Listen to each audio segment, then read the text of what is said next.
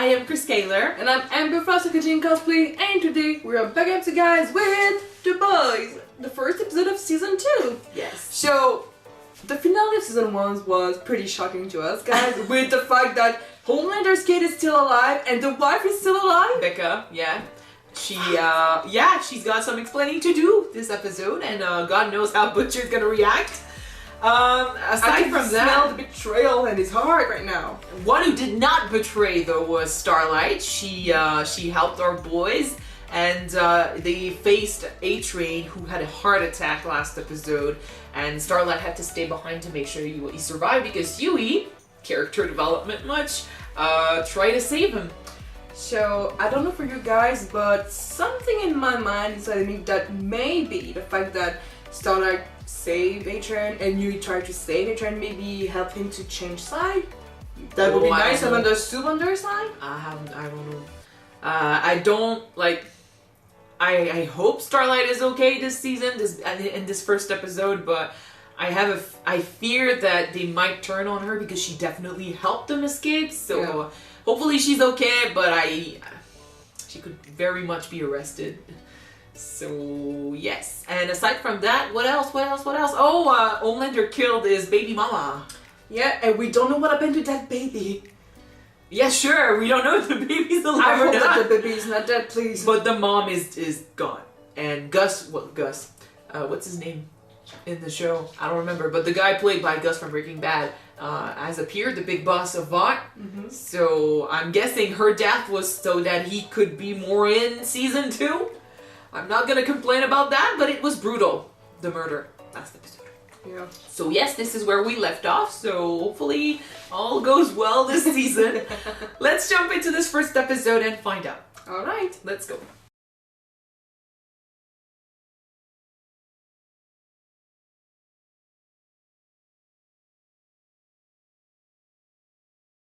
He does whatever the hell he wants for whatever reason suits him best. And he doesn't. If he has to choose between his own agenda and his friends, there's a good chance he's going to choose his own agenda. Yeah. After learning about Becca being alive, though, maybe he's changed. But I wonder what they discussed about, because I'm pretty sure that he just didn't just leave like that.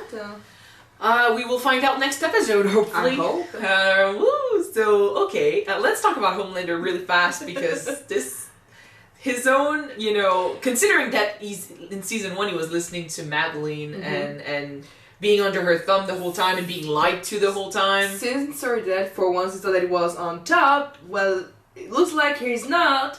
Yeah, so Homelander was really trying to be in charge, and the attitude that came with it was terrifying, because we know he's got the power to back it up. And ever since Madeline's dead, he was sure that he was on top and the one in charge about everything. But no. Well, I mean, Staniscar was indeed in charge. Because like you said, Vaught is not a superhero company, but a pharmaceutical company. But Homelander was willing to play the mean guy, I feel like. It's just that he did not expect for normal beings, normal humans, to not feel terrified of him. Kind of like the girl, what's her name, that he brought back, Ashley, that he brought back. She's in awe in front of Homelander, but she also understands how powerful he is, and she's terrified of him. So as soon as, he told her that what he wants would go, and that she wasn't in charge, and she had to do everything he said, as soon as, one thing went wrong, and she, she could have been blamed for it, she was so terrified. So he did not expect anyone in the company to go against him. That says a lot about Stan. That says so much. And I love that we've got a guy like him. Like, I would expect it from him, because, this guy just always plays badass, So I really love that he has enough balls to stand in front of Homelander and just be like, fuck you. I think he might have did them in Compound V sometime in his life. I think it's because Homelander in season 1, because of how Madeline treated him and stuff, has convinced himself that he is so important and so valuable, and like he said, he is Vaught and stuff, but like you said before, he's not. The marketing is one thing, and the superheroes are one thing, but a company is bigger than that, and yeah, he's not in so valuable that they can't replace him. Mm-hmm. So they don't give a shit about. At least Stan Edgar doesn't give a shit about Homelander. I have a little question about the new superhero Stormfront. I think she's cool. I think she's got some personality. She's really into her online fans. She's like a Insta model, something like that. And she's an influencer. She's got a good. Well, I mean, that's what you want from your superheroes. You know, you want someone who's out there who reaches out to the fans and who is well loved by the public. So maybe because of everything that's going on, that's why they hired her, because they need someone who is loved and supported by the common folk. I just thought it was funny that basically as soon as she got on set, she basically destroyed the illusion of the perfect superhero. She just brought the truth, you know? She straight up said, like, this isn't even, you know, this is a set, you know, this isn't even real, you know, I don't remember what she said, but we're not, you know, in the dust and in the grime and stuff. Like, no, this is a set. Everything is set up. And I'm like, wow, okay, you're telling the truth to your fans. I like that. It's very different from what we're used to in season 1. So, but I like that. So I'm curious to see what her power might be and how she's going to influence this season. Yeah. So that's cool. It looks like the Deep is getting recruits to join a cult. It did look like a cult, right? It's so weird. He was going through so much last season, as in, you know, every time we would see it, he was having a crisis. It looks like they're going to keep going that way in season 2. We get to meet more superheroes, though, so that's nice. Yep. We don't know, maybe they will convince him to do something, but what's interesting with the Deep, though, is that he knows, like, I don't think he's considered in part of the 7 anymore. Like, they were talking about replacing him and stuff. they cut him out of pictures and postcard and... But the more he loses it... Cardboard images. Yes. Yeah. But the more he loses it and the more he gets mad at Vaught, the more there's a chance that eventually he's going to try to, you know, say stuff or do stuff that's going to go against them. And since he was part of the 7, maybe he knows a lot. I'm pretty sure that he knows a lot, yeah. I'm not sure how much, or, you know, how many people would listen to him considering the reasons behind him being sent away. Mm-hmm. You know, he's lost the faith and the trust of the public, but he knows, I'm guessing he knows a lot. At least he knows more than the general, you know, public, and he knows more than superheroes who are not part of the 7, even though he was the bottom of the joke at Vaught. So, but I would assume that he knows a bit more about them than the common folks. So maybe if he starts losing it even more, he's gonna say some truths. You know, expose them a little. That would be interesting. That could help too.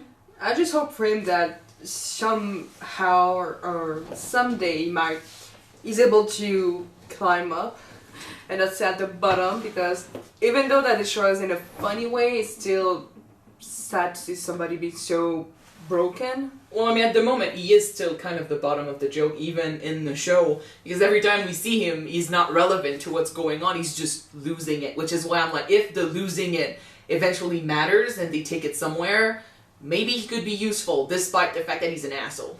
Mm-hmm. And what's with this, with him, like, sticking to everywhere, you know, he was sitting down, and when he raised, like, it stuck to the bench, and then same with this fucking I thought that it wasn't just a gum on the bench.